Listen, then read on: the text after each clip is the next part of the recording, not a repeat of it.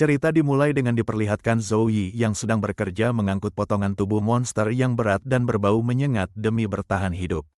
Sang kapten berteriak lantang, mengancam tidak akan memberi jatah makan malam jika semua pekerjaan tidak selesai sebelum matahari terbenam. Dengan suara menggelegar, kapten memerintahkan semua pekerja yang masih bernapas untuk segera bangun dan melanjutkan pekerjaan mereka tanpa henti. Kapten membentak Zoe yang sempat terdiam mematung. Menyuruhnya cepat bergerak, yang langsung dijawab dengan kepatuhan penuh ketakutan. Dalam keheningan benaknya, Zoe merenungi nasibnya sebagai pria biasa yang cuma ingin selamat dari kehancuran dunia ini. Ingatannya melayang pada tahun 2026, saat bumi mendadak menghadapi krisis besar yang berada di luar batas pemahaman akal manusia. Kemunculan serangga raksasa dari bawah tanah membuka banyak portal ke dunia lain, yang kemudian dikenal luas dengan sebutan Abysses. Di balik portal tersebut, bersemayam monster mengerikan mirip makhluk dunia fantasi yang biasa ditemukan dalam permainan video tingkat tersulit. Radiasi misterius dari portal itu ternyata membangkitkan kekuatan super pada segelintir orang beruntung, yang kini dipanggil sebagai seorang Awakener. Sementara bagi orang biasa tanpa kekuatan, satu-satunya cara mendapat makanan adalah dengan menanggung pekerjaan paling kotor serta melelahkan. Setelah selesai memindahkan potongan tubuh monster yang sangat berat, Zoe terduduk lemas di tanah untuk melepaskan lelahnya. Tanpa peringatan, sang kapten tiba-tiba datang menghampiri dan langsung melayangkan pukulan keras ke arah tubuh Zoe yang rapuh. Kapten terus memaki dengan amarah meluap, menuduh Zoe sengaja bermalas-malasan dan berpura-pura menjadi korban di depannya. Meski amarah membakar dadanya karena diperlakukan semena-mena, Zoe terpaksa menahan diri lantaran sadar tidak memiliki kekuatan untuk melawan. Dengan nada bergetar, Zoe memberanikan diri bertanya apakah sang kapten baru saja melukai wajahnya dengan pukulan tangan tersebut. Kapten merasa direpotkan lalu mengancam akan mengusirnya jika tidak bisa bekerja, yang langsung membuat Zoe ketakutan dan berjanji tetap sanggup bekerja. Kapten kembali menegaskan bahwa seluruh bangkai harus dipindahkan sebelum gelap agar mendapat makan, sementara Zoe berjanji akan menyelesaikannya. Saat mereka berdua sedang berbicara, tiba-tiba tanah di bawah kaki mereka bergetar dengan sangat hebat secara mendadak. Guncangan hebat tersebut membuat Zoe panik dan kebingungan, hingga mengira bahwa sedang terjadi gempa bumi di tempat itu. Secara mengejutkan, salah satu bangkai monster raksasa yang berada di tumpukan tersebut tiba-tiba bergerak dan hidup kembali. Kejadian mengerikan itu seketika membuat semua pekerja di area tersebut membeku karena diselimuti rasa ketakutan yang luar biasa. Setelah rasa terkejutnya hilang, semua orang di tempat itu langsung berhamburan lari menyelamatkan diri dari amukan monster tersebut. Zoe tidak tinggal diam dan ikut berlari sekencang mungkin demi meloloskan diri dari kejaran maut monster di belakangnya. Melihat Zoe berada di depannya, Kapten menyadari dalam hati bahwa melarikan diri saja tidak akan bisa menyelamatkan mereka semua. Suara tembakan mendadak terdengar nyaring, disusul rasa sakit yang hebat saat kaki Zoe tertembak dan mengeluarkan banyak darah. Ternyata sang kapten sengaja menembak kaki Zoe dari belakang agar pria malang itu terjatuh dan menjadi umpan monster. Tanpa rasa bersalah, kapten tersebut langsung berlari kencang meninggalkan Zoe yang kini terkapar tidak berdaya di atas tanah. Sambil terus berlari menjauh, kapten itu tertawa puas dan berteriak bahwa orang lemah memang hanya berguna untuk dijadikan umpan. Sambil menahan sakit, Zoe akhirnya sadar bahwa dirinya sengaja ditinggalkan agar orang lain memiliki waktu untuk melarikan diri. Dalam kepasrahannya, ia meratapi nasibnya yang lemah tanpa kekuatan sehingga selalu dibodohi dan dimanfaatkan sejak awal mula kiamat terjadi. Di saat kesadarannya mulai menipis dan pasrah pada maut, seekor kecoa kecil tiba-tiba merayap di atas permukaan tangannya. Zoe menatap serangga tersebut sambil berpikir bahwa hidup sebagai seekor kecoa mungkin akan jauh lebih mudah di dunia hancur ini. Ia iri karena kecoa bisa memakan apa saja dan sangat sulit dibunuh, bahkan kebal terhadap radiasi mematikan dari Abyss. Sebelum ajal menjemputnya, Zoe sempat berharap dalam hati agar dilahirkan kembali menjadi seekor kecoa pada kehidupan selanjutnya. Harapan terakhirnya selesai. Tubuh Zoe langsung dilahap dan dimakan sampai mati oleh monster raksasa yang ada di hadapannya. Tepat setelah kematiannya, sebuah sistem misterius mendadak aktif dan mulai melakukan proses rekonstruksi tubuh manusia yang berulang kali gagal. Setelah melewati jutaan kali percobaan yang gagal, sistem akhirnya berhasil memproses rekonstruksi tubuh tersebut pada percobaan yang kesekian juta. Zhou Yi perlahan-lahan membuka matanya kembali dengan bingung, sambil mempertanyakan apakah dirinya saat ini sudah berada di alam kematian. Namun saat mencoba melihat tangannya sendiri, ia terkejut karena wujud yang ada di depan matanya sama sekali bukan tangan manusia. Sadar ada pantulan kaca di dekat posisinya berbaring, Zhou Yi segera mendekat untuk memastikan apa yang terjadi pada tubuh barunya. Ia tersentak luar biasa saat melihat pantulan dirinya di kaca, yang memperlihatkan bahwa ia benar-benar telah berubah menjadi seekor kecoa. Zhou Yi berteriak histeris dalam hatinya, masih tidak percaya bahwa doa sebelum kematiannya membuat ia menjelma menjadi serangga menjijikan. Meski memiliki 2 tangan ekstra di tubuh barunya, anehnya ia tidak merasa asing dan merasa tangan itu seperti sudah biasa ada. Satu-satunya hal yang mengganjal dan terasa sangat aneh bagi Zhou Yi adalah keberadaan otot misterius yang menonjol di bagian punggungnya.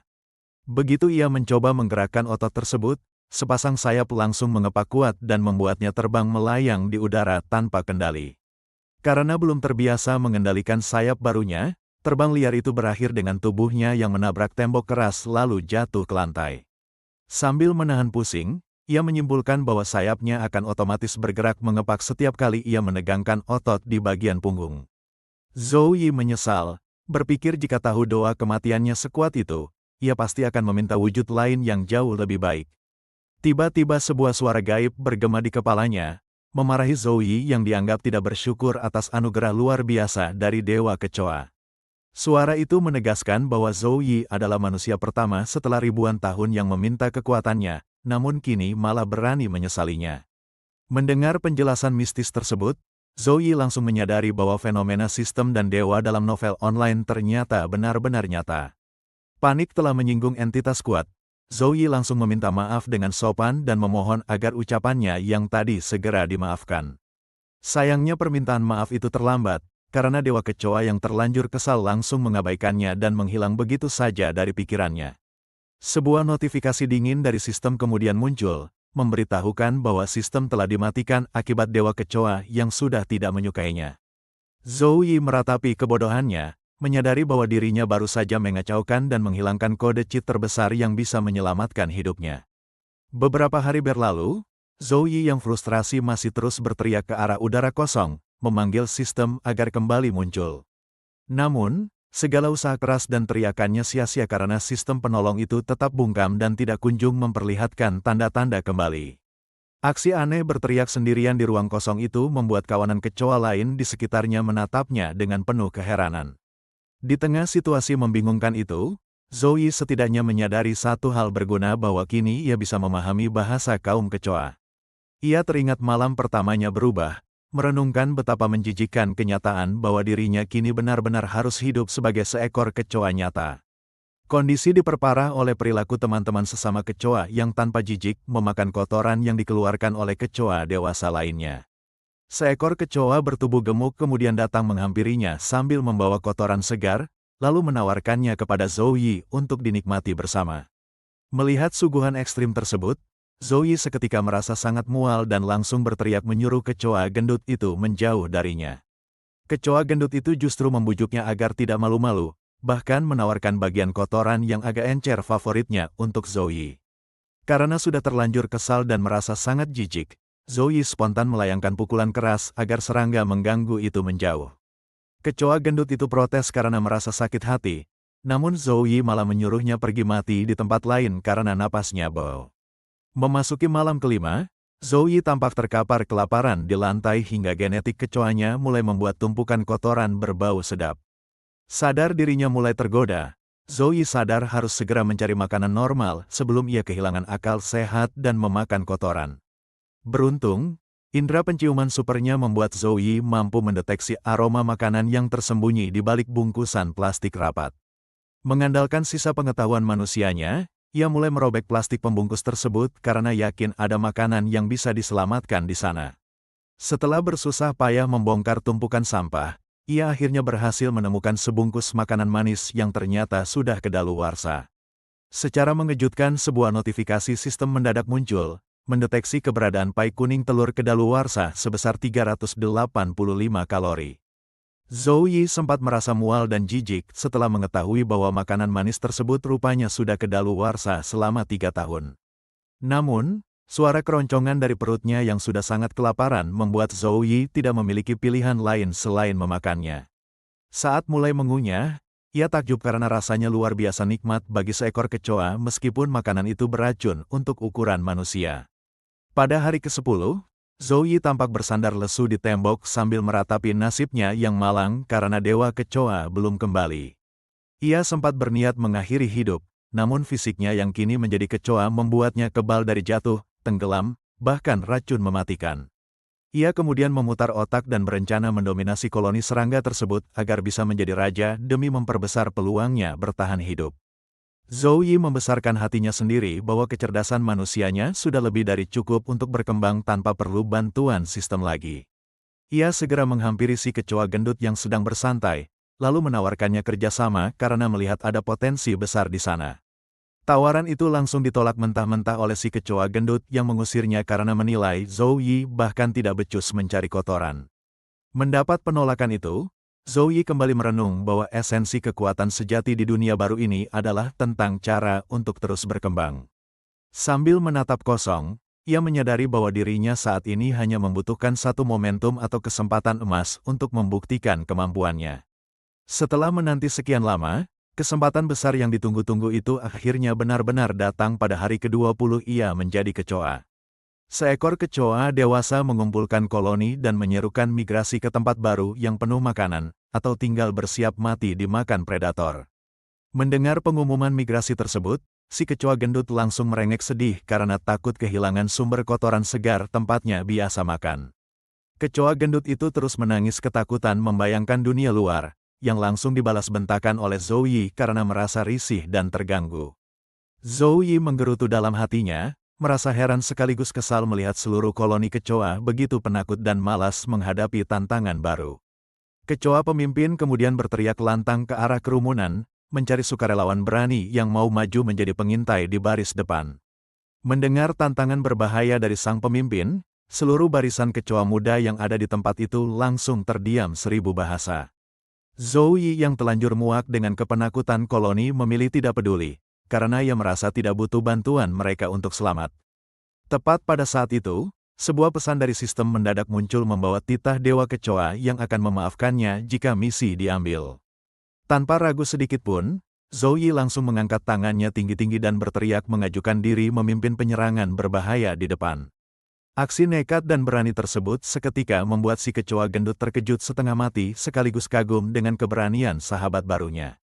Sambil menyeringai penuh kemenangan, Zhou Yi bersorak gembira di dalam hatinya karena kode cheat miliknya kini telah resmi kembali aktif. Zhou Yi pun segera memimpin rombongan kecoa muda lainnya bergerak maju untuk menjalankan misi pengintaian yang telah ditugaskan. Zhou Yi menganggap tugas menyeberangi bendungan ini adalah hal yang sangat mudah untuk dilakukan. Namun Fatih langsung menyangkalnya dan menjelaskan bahwa kecoa besar selalu mengorbankan kecoa kecil untuk mencari tempat baru saat makanan habis. Ia terus memperingatkan dengan panik bahwa di luar sana mereka semua hanyalah makanan berjalan bagi para predator yang mematikan. Zhou Yi seketika terkejut dan baru menyadari bahwa tugas yang ia pimpin ini sebenarnya adalah sebuah misi bunuh diri. Ia pun meratapi nasib dalam hatinya, merasa sedang dipermainkan oleh dewa kecoa untuk dikirim menjadi korban yang mati sia-sia. Zhou Yi berniat kabur kembali sambil meyakinkan yang lain bahwa ia punya cara alternatif untuk membuat mereka tetap kenyang. Seekor kecoa dewasa tiba-tiba muncul di belakangnya dan langsung mengintimidasi, mempertanyakan kemana sebenarnya Zhou Yi hendak melarikan diri. Kecoa dewasa itu menegaskan ada mayat monster di balik bendungan yang siap diperebutkan oleh siapa saja yang tiba lebih dulu. Mendengar hal itu, Zhou Yi tertegun dalam hati karena menyadari bangsa kecoa ternyata harus berevolusi untuk memakan monster antar dimensi. Dengan gugup Zhou Yi beralasan sedang menjalani diet dan menyuruh rombongan kecoa dewasa untuk pergi duluan saja tanpa dirinya. Kecoa dewasa tersebut langsung mencekik leher Zhou Yi sembari mengancam akan menjadikannya makan malam jika ia terbukti menjadi pengecut. Zhou Yi hanya bisa pasrah dalam hati karena menyadari hukum rimba yang kejam tetap berlaku meski kini ia berwujud serangga. Kejadian ini mengingatkannya pada masa lalu saat masih menjadi manusia lemah, di mana timnya selalu dikorbankan untuk memulung karena tidak berdaya. Kecoa dewasa itu kemudian melemparkan tubuh Zhou Yi dengan sangat kuat sambil membentak agar mereka bersyukur telah diberikan kesempatan hidup. Tanpa belas kasihan sedikit pun, kecoa dewasa itu langsung menginjak kepala Zhou Yi dengan sangat keras. Di dalam hatinya, Zhou Yi bertekad harus menjadi lebih kuat dan mendapatkan kembali kode cheat-nya karena kemampuan makan saja tidaklah cukup. Akibat tekanan dan ancaman tersebut, ia terpaksa menyerah dan memilih untuk tetap melanjutkan misi pengintaian. Zhou Yi segera memerintahkan teman-temannya untuk menyebar ke depan dan saling memberi peringatan jika melihat sesuatu yang bahaya. Ia juga menegur Fatih yang mendadak ketakutan dan mulai bertingkah manja di dekatnya. Sembari berjalan, Zhou Yi merasa heran karena ada penghalang ombak yang aneh di tempat yang jauh dari sungai.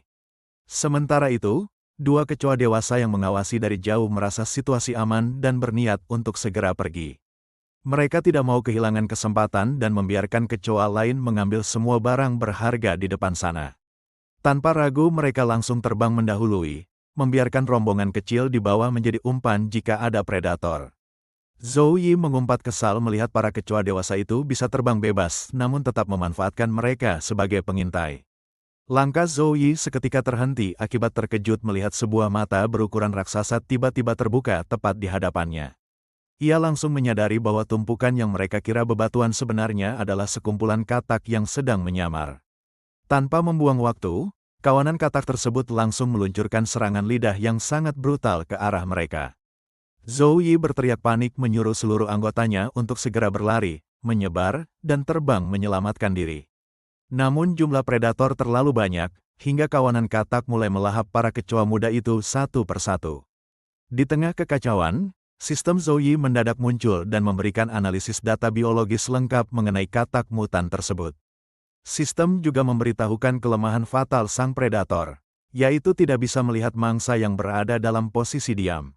Melihat situasi mengerikan itu, Fatih seketika membeku dan menangis histeris karena mengira ajalnya sudah tiba. Zhou Yi langsung berteriak menyuruh Fatih tiarap dan menahan napas agar tidak terdeteksi oleh pandangan katak.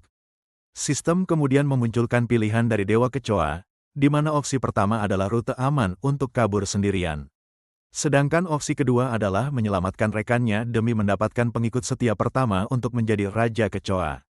Secara logika Zhou Yi berniat memilih opsi aman, karena merasa tidak mungkin menjadi raja jika dirinya mati. Namun, fokusnya mendadak teralihkan kembali begitu mendengar suara tangisan Fatih yang terus-menerus merengek ketakutan. Melihat kondisi Fatih, Zhou Yi langsung teringat akan masa lalunya sendiri saat masih menjadi manusia yang lemah. Ia mengenang impian terbesarnya dulu yang selalu berharap akan ada seseorang yang datang untuk menyelamatkan hidupnya. Bahkan di tengah situasi kiamat dan kematian yang sudah pasti, harapan akan adanya juru selamat itu tetap ada. Tergerak oleh ingatan masa lalu, Zhou Yi akhirnya mengubah keputusan dan memilih untuk menyelamatkan Fatih. Fatih merasa sangat terharu, sementara Zhou Yi membentaknya agar diam karena embusan napasnya justru mengganggu. Sialnya, seekor katak mutan berukuran besar sudah bersiap melahap posisi mereka berdua dari arah bawah.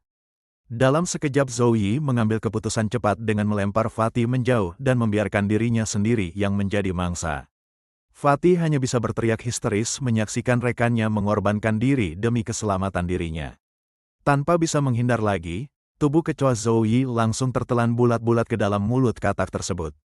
Sistem kembali aktif dan menyatakan Zhou Yi lulus ujian karena ketulusannya telah menggerakkan hati Dewa Kecoa. Akses sistemnya kini dipulihkan lengkap dengan atribut baru serta kemampuan yang berhasil diserap dari katak mutan. Seketika itu juga, kepala katak yang menelan Zhou Yi meledak hancur dari dalam secara mengerikan. Zhou Yi berhasil keluar dari dalam bangkai dengan wujud manusianya berkat hadiah spesial dari sistem. Ia langsung berteriak puas dan bersorak gembira merayakan kembalinya tubuh manusianya ke dunia. Dewa Kecoa memujinya karena tetap menegakkan kebenaran di situasi sulit, sehingga menganggapnya layak menjadi penerus. Zhou Yi sempat kebingungan dan memastikan apakah hal ini berarti ia tidak perlu menjadi serangga lagi. Dewa Kecoa menjelaskan bahwa kekuatan kecoa itu abadi, jadi wujud apapun yang diambil tidak akan menjadi masalah. Karena kesulitan mencerna kalimat filosofis tersebut, Zhou Yi meminta sang dewa memberikan penjelasan yang lebih sederhana.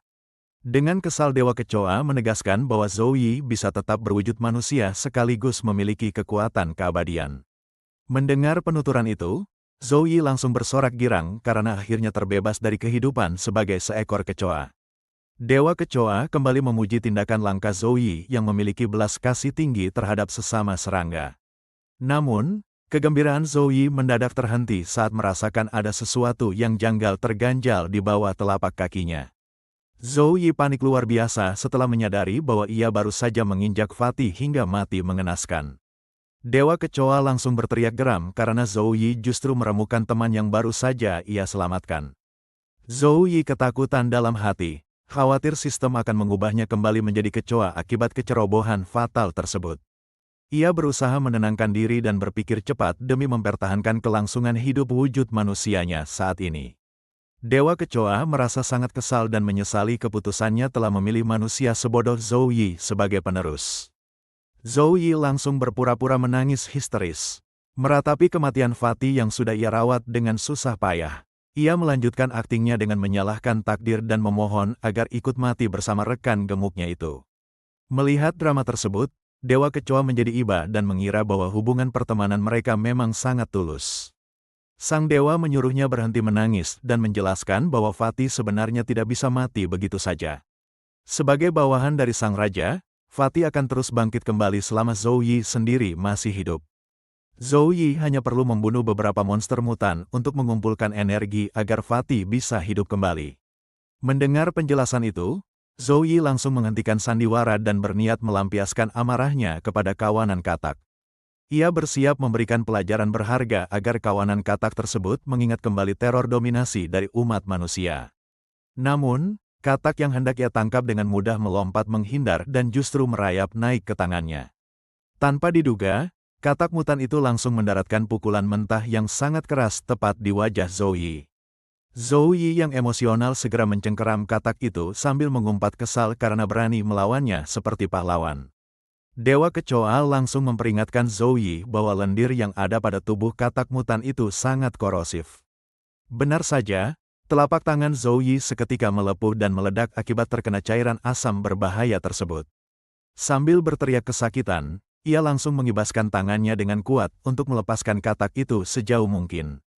Karena Zhou Yi tidak memakai busana, kawanan katak mengira kemaluannya adalah cacing menggeliat yang siap dimangsa. Tanpa ampun, salah satu katak langsung menjulurkan lidahnya dan mencengkeram target sensitif tersebut dengan akurat. Zhou Yi langsung berteriak histeris menahan rasa sakit yang luar biasa pada bagian vital tubuh manusianya. Ia terpaksa menangkap katak tersebut menggunakan sisa tenaganya agar jeratan lidah mematikan itu segera terlepas. Zhou Yi mengeluh karena tidak bisa menanganinya, sementara Dewa Kecoa menyebutnya bertarung tanpa menggunakan kemampuan sistem. Mendengar teguran keras dari sang dewa, Zhou Yi mendadak tersadar dan teringat akan kekuatan barunya. Dewa Kecoa menegaskan bahwa ia memiliki kemampuan melahap segala hal untuk mendapatkan kekebalan dan naik ke tingkat dewa. Sang dewa bahkan langsung menyodorkan seekor katak mutan tepat ke arah mulut Zhou Yi untuk ditelan mentah-mentah.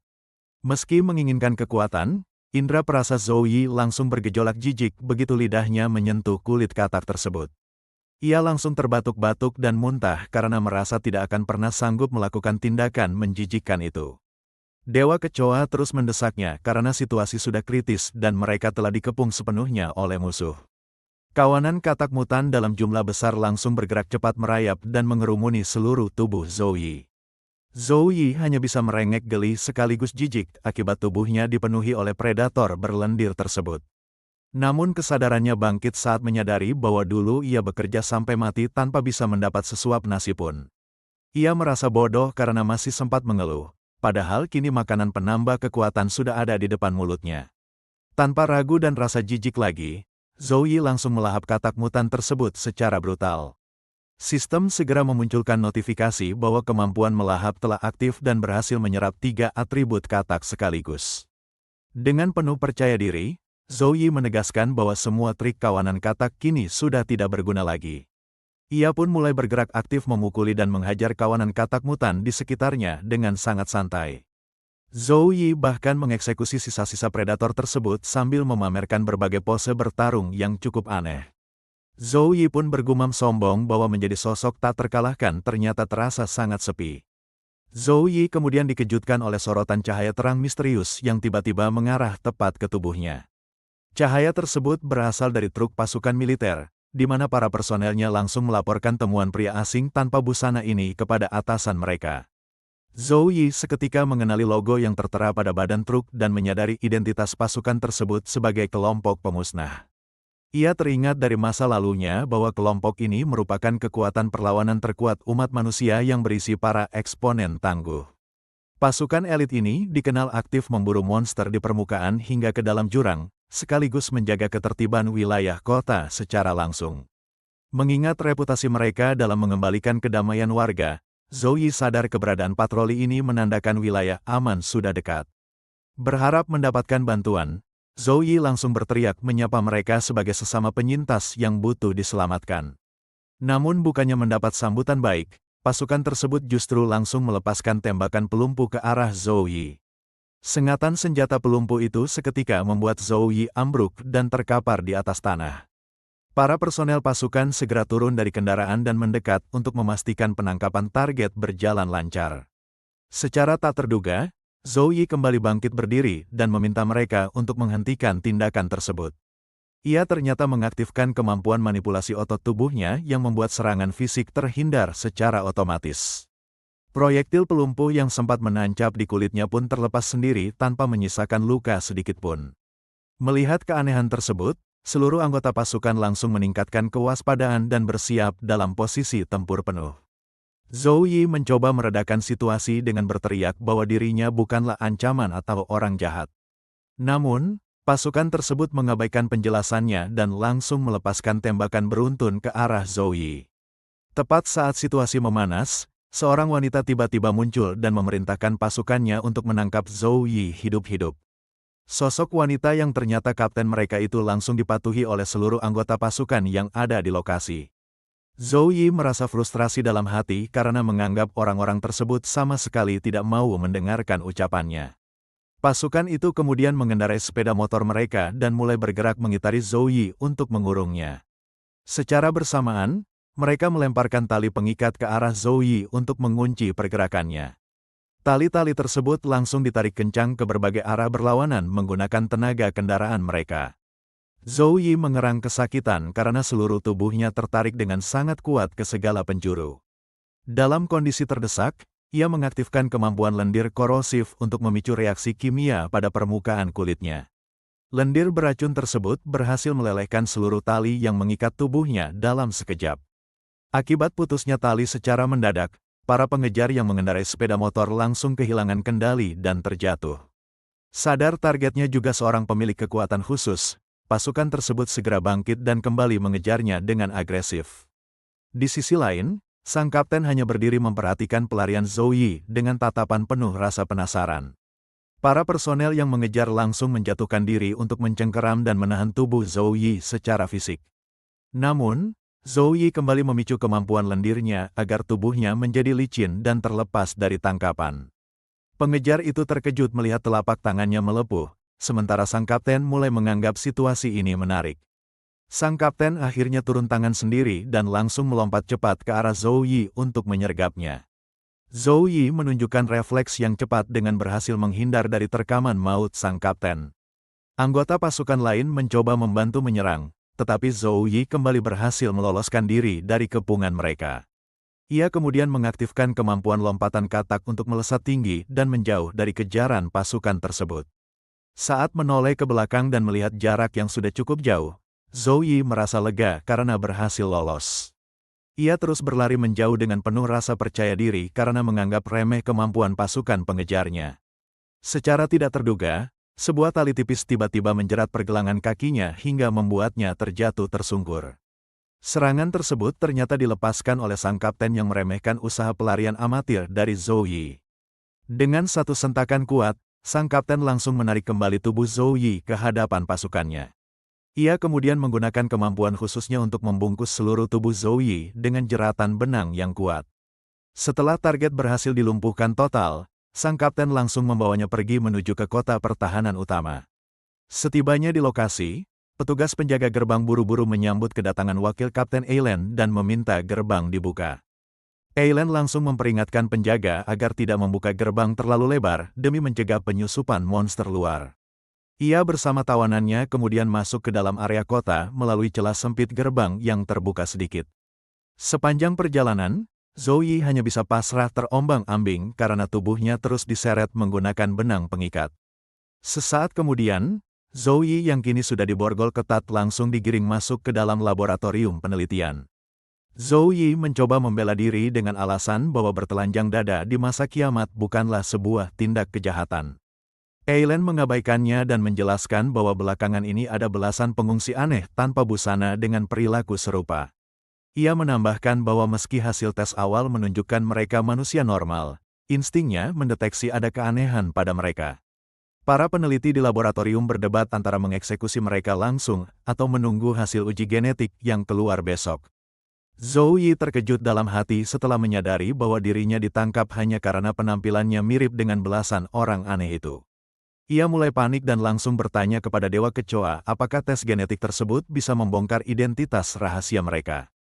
Namun, Dewa Kecoa justru kebingungan dengan istilah tersebut, membuat Zhou Yi merasa situasi dirinya benar-benar dalam bahaya. Peneliti kemudian memerintahkan Zhou Yi untuk diam dan duduk tenang sampai status aslinya bisa dipastikan dengan jelas. Saat memeriksa sekitar, peneliti itu mendadak heran karena menyadari beberapa tahanan lain di ruangan tersebut telah hilang. Rekan penelitinya pun ikut terkejut karena merasa sama sekali tidak memindahkan para tahanan yang kini menyisakan satu orang. Melihat situasi yang tidak beres tersebut, Eilen langsung waspada dan merasakan ada atmosfer aneh di dalam ruangan. Seketika itu juga, perhatian mereka semua teralihkan ke langit-langit ruangan akibat sebuah pemandangan yang mengejutkan. Para tahanan yang hilang ternyata melayang di atas dengan kondisi kepala yang membesar secara tidak wajar. Satu-satunya tahanan yang tersisa di bawah tiba-tiba menyeringai menyeramkan ke arah orang-orang di dalam laboratorium. Kepala tahanan tersebut langsung terbelah dua dan memunculkan sosok monster parasit mengerikan dari dalam tubuhnya. Monster itu bergerak cepat melancarkan serangan tentakel panjangnya ke segala penjuru untuk melumpuhkan target.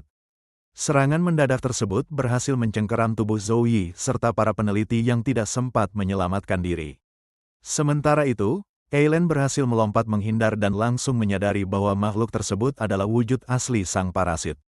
Tentakel monster itu seketika menginfeksi tubuh para sandera hingga memicu pertumbuhan spora beracun di atas kulit mereka. Zhou Yi panik luar biasa saat melihat spora asing mulai menjalar dan merusak permukaan kulit tubuhnya sendiri.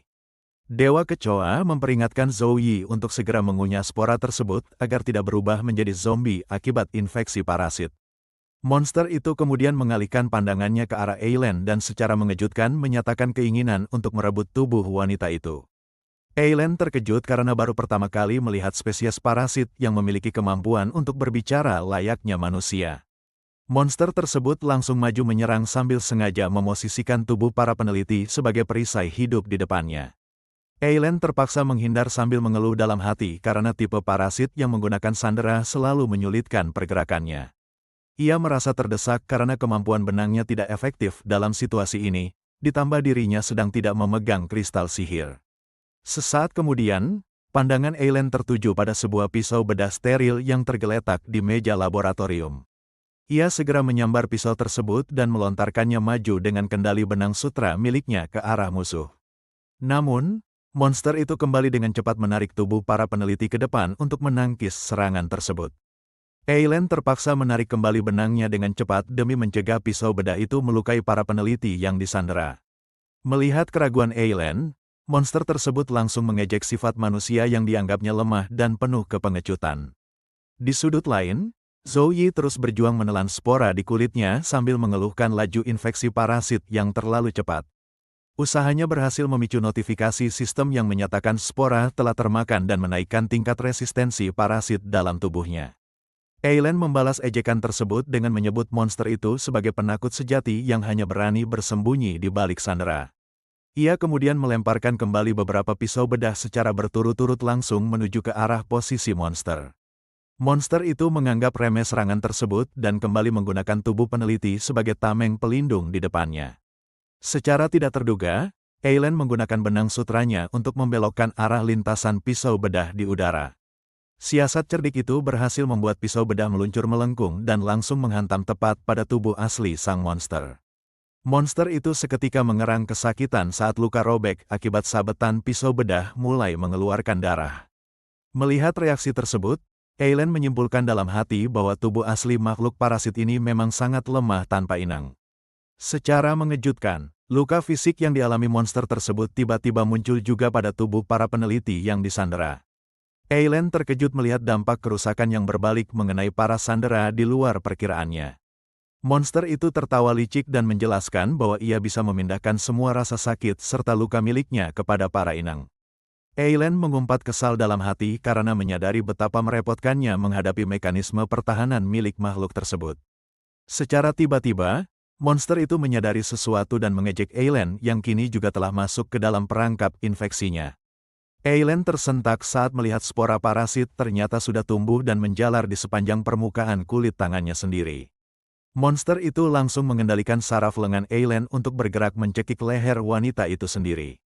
Makhluk tersebut menegaskan tidak akan memberi kesempatan bagi Eileen untuk membersihkan spora infeksi dari tubuhnya. Meski terdesak, Eileen tetap tenang dan bersyukur bahwa dirinya yang terkena serangan ini bukan anggota pasukannya yang lemah. Ia mengandalkan kemampuan benang laba-laba miliknya yang tidak hanya bisa mengendalikan musuh, tetapi juga otot tubuhnya sendiri. Dengan kendali benangnya, Eileen menggerakkan pisau bedah secara paksa untuk mengikis habis spora yang menempel di tangan. Eileen mengejek balik monster itu karena menganggap trik parasit tersebut sangat mudah untuk dipatahkan. Monster itu membalas bahwa tindakan nekat Eileen justru akan membuatnya kehabisan darah dan kehilangan kemampuan bertarung. Ia bahkan mengancam akan langsung membunuh para peneliti jika Eileen memutuskan untuk melarikan diri dari laboratorium. Eileen menolak keras gertakan tersebut dan menegaskan tidak akan pergi sebelum berhasil menghancurkan tubuh sang monster. Di sudut lain, Zhou Yi memanfaatkan kelengahan momen adu mulut itu untuk mencoba meloloskan diri dari ikatan tentakel. Namun, gerakan senyap Zhou Yi langsung terdeteksi oleh monster itu yang seketika menoleh tajam ke arahnya. Sadar targetnya tidak bisa dikendalikan oleh spora, monster itu memutuskan untuk langsung meluncurkan serangan mematikan. Zhou Yi panik karena menyadari posisi tubuhnya yang terkunci tidak akan sempat untuk menghindari hantaman tersebut.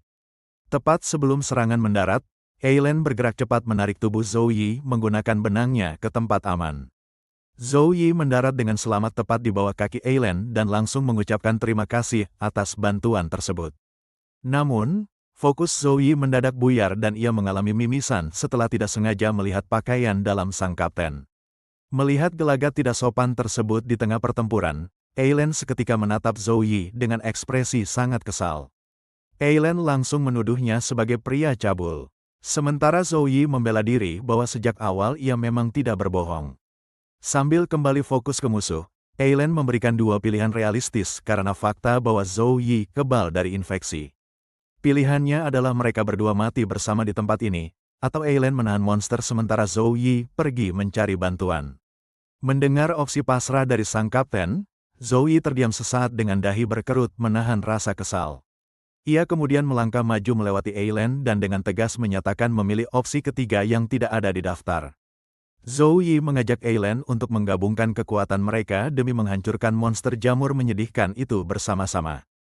Eileen heran melihat kepercayaan diri tersebut dan mempertanyakan alasan pria telanjang ini begitu nekat mempertaruhkan nyawanya. Pertanyaan itu seketika memicu memori kelam masa lalu Zhou Yi saat dirinya ditelantarkan oleh rekan tim karena dianggap lemah. Dengan penuh emosi, Zhou Yi menyatakan bahwa ia sangat membenci para pengecut yang tega meninggalkan temannya demi monster. Eileen hanya bisa mendengus kagum sekaligus heran, sambil mempertanyakan dalam hati apakah pria di depannya ini bodoh atau pemberani. Di lain sisi, Zhou Yi meyakinkan dirinya bahwa dengan kebal terhadap parasit dan memanfaatkan kelemahan monster itu, ia bisa menang mudah untuk mendapat tempat aman di pasukan pembasmi. Monster itu merasa sangat kesal karena menganggap manusia adalah makhluk menyedihkan yang tetap sibuk pamer taktik di tengah pertempuran. Tanpa menunda waktu, monster tersebut langsung meluncurkan serangan balasan menggunakan tentakelnya yang berjumlah sangat banyak. Zhou Yi menoleh ke arah Eileen dan memintanya untuk segera mengambil alih kendali tubuhnya agar mereka bisa bertarung bersama.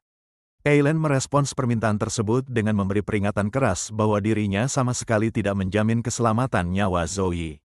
Eilen langsung menancapkan benang-benang pengendalinya ke seluruh tubuh Zhou Yi untuk memulai proses manipulasi gerakan fisik. Melalui kendali benang tersebut, Eilen menggerakkan tubuh Zhou Yi secara paksa untuk menerjang maju ke arah monster lawan. Monster itu tidak tinggal diam dan langsung membalas serangan dengan mengendalikan para peneliti yang sedang disandranya. Monster tersebut meremehkan kemampuan Zhou Yi yang dianggap tidak akan mampu lolos dari jeratan kombinasi boneka sandera miliknya. Eilen bergerak cepat memanipulasi tubuh Zhou Yi agar bisa melesat lincah melewati kepungan peneliti yang disandera. Saat sandera berikutnya datang menerjang, Eilen kembali menggerakkan tubuh Zhou Yi secara presisi untuk menghindari tabrakan. Berkat kendali penuh yang tak terputus itu, Zhou Yi berhasil terus melaju mulus mendekati posisi monster. Monster itu mulai merasa cemas setelah menyadari pergerakan targetnya menjadi jauh lebih cepat akibat dikendalikan oleh Eilen. Eilen yang menyadari perubahan sikap musuhnya hanya merespons santai dalam hati mengenai kepintaran sang monster. Monster itu terlambat mengantisipasi keadaan karena Zhou Yi sudah berada tepat di depannya sambil bersiap melayangkan sebuah pukulan kuat. Monster tersebut langsung memasang mode pertahanan karena merasa pukulan Zhou Yi terlalu lemah untuk bisa menembus pelindungnya. Zhou Yi segera mengaktifkan kemampuan khususnya, memicu bangkitnya kekuatan otot elastis serta lendir korosif di sekujur tubuhnya. Hantaman keras dari pukulan Zhou Yi sukses menembus pertahanan lawan hingga membuat perut monster itu berlubang besar. Dampak serangan telak tersebut sangat fatal, membuat sang monster seketika muntah darah akibat kerusakan internal yang parah. Eilen sangat terkejut dalam hati setelah menyadari bahwa Zhou Yi ternyata menyembunyikan kemampuan lain yang sangat luar biasa. Monster itu mulai panik dan tidak percaya bahwa musuhnya memiliki kekuatan sebesar itu hingga mampu menyakiti dirinya. Meski terluka, monster itu sesumbar tidak akan bisa mati karena merasa masih bisa mengalihkan seluruh kerusakan tubuhnya. Niat tersebut gagal total, membuat sang monster terkejut karena luka di perutnya sama sekali tidak mengalami proses pemulihan. Ternyata Eilen telah bergerak cepat melepaskan para sandera sekaligus mengekstrak seluruh parasit spora yang dimiliki oleh monster tersebut. Tanpa ragu sedikit pun, Eilen langsung menghancurkan seluruh spora tersebut untuk memutus kemampuan generasi milik sang musuh. Eilen tersenyum puas dan sudah tidak sabar untuk menyaksikan tubuh monster di hadapannya teriris-iris hingga hancur. Sadar posisinya terdesak, sorot mata monster itu mendadak berubah menjadi jauh lebih serius dan mengerikan dari sebelumnya. Monster itu langsung menghancurkan tubuh para tahanan yang sedang melayang di udara tanpa menyisakan satupun. Eilen dan Zhou Yi seketika terkesiap menyaksikan tindakan kejam monster yang menghabisi sisa tahanan di depan mata mereka. Monster itu kemudian menyerap seluruh tumpahan darah para tahanan tersebut ke dalam tubuhnya sendiri untuk memulihkan diri. Berkat pasokan darah segar yang melimpah, luka menganga di tubuh monster tersebut langsung bergenerasi dengan sangat cepat. Seluruh sisa darah di ruangan itu mendadak berkumpul dan bergolak menjadi satu gelombang besar yang sangat mengerikan. Monster itu memadatkan seluruh cairan tersebut untuk mengubah wujudnya menjadi bentuk baru yang sepenuhnya berbeda dari sebelumnya. Melihat perubahan wujud yang mengerikan itu, Eilen dan Zhou Yi langsung memasang posisi waspada untuk mengantisipasi serangan. Monster dengan wujud baru itu memperingatkan bahwa mereka adalah manusia pertama yang akan merasakan langsung kekuatan tempur maksimalnya. Dalam sekejap mata, monster itu melesat dengan kecepatan tinggi dan menghantam tubuh Eilen menggunakan kekuatan yang sangat masif. Eilen langsung terpental sangat jauh ke belakang tanpa sempat merespons atau menangkis serangan kilat dari monster tersebut. Zhou Yi hanya bisa tercengang syok melihat Eilen yang begitu kuat bisa terlempar dengan sangat mudahnya. Eilen menyadari dalam hati bahwa kekuatan monster ini sudah berada di tingkatan yang jauh berbeda dari sebelumnya. Monster itu kembali memburu Eilen, mencengkeramnya, lalu membenturkan kepala wanita itu ke dinding dengan sangat keras. Tanpa memberi ampun, monster tersebut menyeret tubuh Eilen di sepanjang permukaan dinding dengan tindakan yang sangat kasar. Monster itu mengakhiri rentetan serangannya dengan membanting tubuh Eilen ke lantai secara brutal menggunakan tenaga penuh. Akibat kombinasi serangan bertubi-tubi tersebut, Eilen kini terkapar di lantai dalam kondisi lemas dan tidak berdaya. Monster itu mengalihkan pandangannya kepada Zhou Yi, mengingat kembali pukulan keras yang sempat bersarang di tubuhnya tadi. Zhou Yi langsung didera rasa cemas yang hebat karena tahu situasi saat ini sudah menjadi sangat buruk bagi mereka. Monster itu langsung melesat cepat ke arah Zhou Yi dan mendaratkan sebuah hantaman yang luar biasa keras. Hantaman telak dari monster tersebut membuat tubuh Zhou Yi terpental sangat keras ke udara hingga tak berkutik. Zhou Yi langsung jatuh dalam kondisi sekarat dengan seluruh tulang rusak serta organ dalam yang mengalami luka parah. Sistem otomatis mendeteksi adanya luka fatal, memicu aktifnya kemampuan immortal untuk memulai proses generasi di seluruh tubuh. Berkat aktifnya kemampuan generasi tersebut, perlahan-lahan luka parah di sekujur tubuh Zhou Yi mulai membaik dan sembuh. Zhou Yi langsung tersentak kaget setelah menyadari bahwa dirinya baru saja benar-benar berada di ambang kematian yang nyata. Dewa Kecoa langsung memberi peringatan keras agar Zhou Yi tidak bergerak, karena serangan serupa berikutnya bisa berakibat fatal. Mendengar peringatan itu, Zhou Yi memilih untuk tetap merebahkan tubuhnya di lantai dan berpura-pura telah mati. Monster itu memperhatikan tubuh Zhou Yi yang terkapar lalu meremehkannya karena menganggap pemuda itu terlalu lemah untuk dilawan. Di saat monster itu lengah, Eilen tiba-tiba bangkit berdiri dan melancarkan serangan kejutan dari arah belakang. Namun, monster itu memiliki reaksi yang sangat cepat dan mampu menangkap kaki Eilen dengan sangat mudah. Monster itu kemudian membalas serangan tersebut dengan membanting tubuh Eilen ke lantai secara kasar dan brutal. Tanpa memberikan celah untuk melawan, monster tersebut terus-menerus membanting tubuh Eilen ke lantai tanpa rasa ampun. Monster itu lalu melempar tubuh Eilen ke atas dengan kuat, hingga membuat wanita itu membentur langit-langit ruangan. Sambil menunggu Eilen jatuh, monster itu mengambil alat pengikat lamanya untuk membalaskan dendam masa lalu. Begitu tubuh Eilen meluncur turun, monster itu langsung menghantamnya menggunakan alat pengikat tersebut dengan sangat keras. Hantaman benda berat itu melempar tubuh Eilen kembali hingga membentur dinding ruangan dengan sangat masif. Kondisi Eilen kini benar-benar kritis dan tidak berdaya dengan tumpahan darah yang terus bercucuran di lantai. Eilen meratapi kondisinya yang sangat malang di dalam hati setelah menyadari kedua kakinya telah hancur total. Sambil terbatuk darah, Eilen mencoba bertahan dengan sisa harapan bahwa setidaknya kedua lengannya masih bisa digerakkan. Zhou Yi yang masih pura-pura mati mengamati kejadian itu dengan rasa tidak percaya melihat wakil kapten bisa dikalahkan.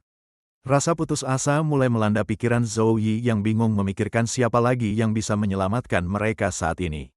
Tiba-tiba salah satu peneliti yang sekarat tersadar dan mendesak Zhou Yi agar meminta Eilen menggunakan seluruh kekuatan penuhnya.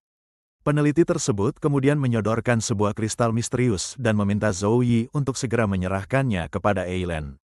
Zhou Yi langsung menerima kristal tersebut dari tangan sang peneliti meskipun hatinya masih diliputi keraguan besar. Zhou Yi kebingungan memikirkan cara aman untuk mengantarkan kristal tersebut ke tangan Eilen tanpa ketahuan oleh monster. Dewa Kecoa memberi saran agar Zhou Yi memaksimalkan batas otot elastisnya untuk menerjang maju mencari celah serangan. Ketika mengetahui peluang selamatnya hanya 10%, Zhou Yi langsung protes karena merasa rencana itu sama saja bunuh diri. Dewa Kecoa menegaskan kembali pilihan sulit antara mengambil risiko 10% selamat atau menyerah dan mati total. Sadar tidak memiliki pilihan lain untuk bertahan hidup, Zhou Yi akhirnya terpaksa bangkit berdiri dengan perasaan kesal. Tanpa membuang waktu lagi, Zhou Yi langsung mengaktifkan kemampuan khususnya yaitu kekuatan otot elastis di tubuhnya. Zhou Yi segera berlari sekencang mungkin dengan sisa seluruh tenaganya untuk menuju ke posisi Eilen. Namun, monster itu langsung menyadari pergerakan mendadak tersebut dan dengan cepat menolehkan pandangannya ke arah Zhou Yi. Dewa Kecoa memperingatkan bahwa reaksi musuh jauh lebih cepat dari dugaan, membuat peluang keberhasilan mereka merosot hingga 5%. Zhou Yi memilih mengabaikan risiko tersebut, melompati tubuh monster, dan terus fokus berlari kencang mendekati tempat Eilen terkapar. Sambil terus memacu langkahnya, Zhou Yi meyakinkan dirinya sendiri di dalam hati bahwa targetnya sudah tinggal sedikit lagi. Sial beruntung, monster itu berhasil menjangkau kakinya hingga membuat langkah lari Zhou Yi seketika terhenti total. Tanpa menunggu lama, monster tersebut langsung membanting tubuh Zhou Yi ke lantai dengan kekuatan yang sangat masif. Dampak hantaman yang begitu keras membuat tubuh Zhou Yi seketika terkapar lemas dan tidak mampu bergerak lagi. Monster itu kemudian mengangkat kakinya tinggi-tinggi, bersiap untuk menginjak dan menghancurkan tubuh Zhou Yi yang sudah pasrah. Meskipun dalam posisi terdesak, Zhou Yi menyadari situasi ini justru menjadi peluang terakhir baginya untuk bertindak. Tepat di detik-detik terakhir sebelum diinjak, Zhou Yi melemparkan kristal di tangannya sekuat tenaga ke arah Eilen. Monster itu kemudian menginjak tubuh Zhou Yi dengan sangat keras hingga menimbulkan dampak kerusakan yang fatal. Monster tersebut langsung menyeringai puas karena merasa lawannya terlalu lemah dan mudah untuk dihancurkan. Namun, kegembiraan monster itu tidak bertahan lama setelah ia menyadari adanya keanehan pada kondisi targetnya. Ternyata Eilen sempat bergerak cepat melindungi tubuh Zhou Yi menggunakan kemampuan jaring laba-laba miliknya yang sangat keras. Mengetahui intervensi dari jaring laba-laba tersebut, monster itu seketika merasa kesal dengan tindakan nekat yang dilakukan Eilen. Eilen perlahan-lahan bangkit berdiri sambil menyatakan rasa terharunya atas aksi nekat Zhou Yi yang rela mempertaruhkan nyawa demi kristal itu. Dengan batu kristal yang sudah di tangan, Eilen kini bersiap melancarkan serangan balasan menggunakan seluruh kekuatan penuhnya. Eilen langsung melepaskan jaring laba-laba dalam jumlah masif untuk mengikat dan mengunci pergerakan monster tersebut. Serangan jaring yang bertubi-tubi itu akhirnya sukses merobohkan tubuh monster hingga jatuh terkapar di atas lantai. Eilen memanfaatkan momen tersebut untuk menciptakan sebuah senjata tajam khusus dari jaringnya yang bernama laba-laba pisau salju. Sambil berteriak penuh amarah, Eilen langsung mengayunkan senjata tersebut untuk menghabisi monster yang sedang terkunci. Sayangnya, hantaman senjata andalan Eilen sama sekali tidak mampu menggores atau melukai kulit luar monster tersebut. Monster itu dengan sombong mengejek bahwa manusia yang meniru kekuatan mereka tetap saja makhluk yang sangat lemah. Hanya dengan menggunakan tangan kosong, monster tersebut langsung menghancurkan senjata jaring milik Eilen hingga berkeping-keping. Monster itu kemudian melanjutkan serangannya dengan menusuk tubuh Eilen secara kejam tanpa memberikan kesempatan menghindar. Zhou Yi yang fisiknya sudah mencapai batas maksimal hanya bisa terkapar diam menyaksikan pembantaian tragis tersebut. Dalam kepasrahannya yang mendalam, Zhou Yi meratapi nasib buruk mereka dan merasa bahwa ini adalah akhir dari segalanya. Monster itu kini sudah bersiap untuk menghabisi Eilen yang kondisinya sudah benar-benar tidak berdaya. Namun tiba-tiba seseorang melesat dengan sangat cepat, memotong tangan monster itu, lalu langsung menyambar dan mengamankan Eilen. Kedatangan sosok misterius yang sangat mendadak ini seketika membuat monster tersebut dan Zhou Yi terkejut. Ternyata orang itu tidak datang sendirian, melainkan ada dua orang rekan lagi yang hadir bersamanya di lokasi. Monster yang terkejut dengan kehadiran mereka langsung mempertanyakan identitas orang-orang baru yang tiba-tiba mengacaukan serangannya tersebut. Salah satu dari mereka langsung memeriksa kondisi para peneliti yang terkapar dan mendapati luka organ serta tulang yang sangat parah. Melihat kondisi darurat tersebut, Kapten Regu Pembasmi 10 bernama Hailey ini memutuskan untuk segera memulai tindakan perawatan medis. Kapten Regu Pembasmi 2 bernama Pillow menenangkan korban dan menjamin tidak akan ada monster yang bisa melewatinya untuk menyakiti mereka. Komandan utama Cory Fireon memutuskan menghadapi monster tersebut karena merasa tertarik dengan kemampuannya yang ternyata bisa berbicara seperti manusia. Eilen yang masih lemas memperingatkan sang komandan utama untuk tetap berhati-hati karena monster kali ini memiliki kemampuan yang berbeda. Cory menanggapi peringatan tersebut dengan sangat santai dan meyakinkan Eilen bahwa dirinya juga memiliki kekuatan yang berbeda dari manusia biasa. Hailey langsung menegur mereka berdua agar segera diam karena dia membutuhkan ketenangan penuh untuk bisa fokus melakukan proses penyembuhan. Hailey kemudian mulai merapalkan mantra pemulihan runik revival miliknya sembari meniupkan kelopak-kelopak bunga ke arah para korban yang terluka. Kelopak bunga tersebut menyebar dan menjadi alas tempat berbaring bagi para peneliti dan korban luka untuk proses pemulihan. Zhou Yi yang ikut menerima efek sihir penyembuhan itu merasa heran saat melihat kelopak bunga tiba-tiba muncul di sekitarnya. Efek sihir tersebut langsung memberikan rasa nyaman yang luar biasa, membuat Zhou Yi merasa hangat bagai berendam di musim semi. Rasa nyaman yang begitu menenangkan itu perlahan-lahan membuat kesadaran Zhou Yi mulai hilang dan dia pun mulai terlelap. Namun, Dewa Kecoa tiba-tiba mengejutkannya dan menyuruhnya bertahan serta memberikan suntikan adrenalin agar Zhou Yi tidak sampai pingsan. Suntikan itu berhasil membuat Zhou Yi terjaga, sementara Dewa Kecoa memintanya menyaksikan kekuatan puncak dari para petarung era ini. Di sisi lain, komandan utama Cory dan monster tersebut kini sudah berdiri berhadapan dan bersiap untuk memulai pertarungan mereka. Cory memperkenalkan dirinya sebagai komandan utama pasukan pembasmi dan mengajak monster itu mengobrol karena tahu makhluk tersebut memahami bahasa manusia. Namun, monster itu menolak mentah-mentah ajakan tersebut karena menganggap manusia tidak lebih dari sekadar makanan bagi kaumnya. Tiba-tiba Cory merasakan ada sesuatu yang aneh dan pandangannya langsung beralih tertuju ke arah dinding di sekitar mereka. Darah dalam jumlah yang sangat besar tampak merembes masuk, bersamaan dengan pengakuan monster itu yang telah melahap seluruh rekannya di sana. Monster tersebut langsung menyerap seluruh rembesan darah itu ke tubuhnya sambil mengancam akan menghabisi semua orang di tempat tersebut. Makhluk itu kemudian menggunakan darah yang diserapnya untuk menciptakan sekumpulan monster darah baru yang langsung bergerak menyerang Cory. Melihat kepungan monster darah yang bermunculan dari segala arah, Zhou Yi yang menyaksikan hal itu seketika menjadi sangat cemas. Pillow langsung bertindak dengan memukul udara kosong sekuat tenaga hingga menciptakan sebuah pusaran angin topan yang sangat dahsyat. Pusaran angin kencang tersebut langsung bergerak menyapu dan menggilas habis seluruh monster darah yang mencoba mendekati posisi mereka. Pillow sengaja melepaskan serangan angin besar tersebut untuk melindungi Hailey yang sedang fokus merawat para korban luka. Zhou Yi kembali dibuat terkejut saat menyadari bahwa serangan angin milik Pillow ternyata mampu membentuk sebuah benteng penghalang. Pillow kemudian berteriak kepada Hailey bahwa dia bisa menahan pergerakan musuh, namun Hailey harus mengurus sisa aliran darah itu sendiri. Hailey membalas perkataan tersebut dengan ketus sambil mengejek Pillow tidak berguna karena membiarkan sisa serangan itu lewat begitu saja.